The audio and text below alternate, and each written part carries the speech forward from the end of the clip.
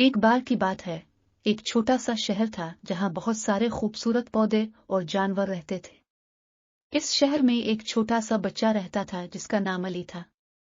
علی بہت خوش مزاج اور دلکش بچہ تھا۔ وہ ہر روز پودوں کو پانی دیتا اور ان کی دیکھ بھال کرتا۔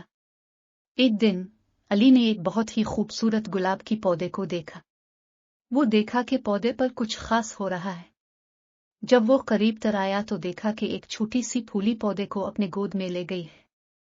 علی نے اسے پھولنی کا نام دیا۔ پھولنی اتنی چھوٹی تھی کہ علی کو شرم آتی تھی کہ وہ اسے پالے، لیکن وقت گزرتے گزرتے پھولنی بڑی ہو گئی اور اس کے پھول بہت خوبصورت ہو گئے۔ یہ دیکھ کر علی کو بہت خوشی ہوئی اور اس نے پھولنی کو گلاب کا تاج بنایا۔ ایک دن شہر میں بہت بڑی بارش ہونے لگی۔ پانی کی لہروں نے پھولنی کو الفاٹے کر لے گئے۔ علی نے بہت رونا دھونا کیا اور پھولنی کو ڈھونڈنے کی کوشش کی،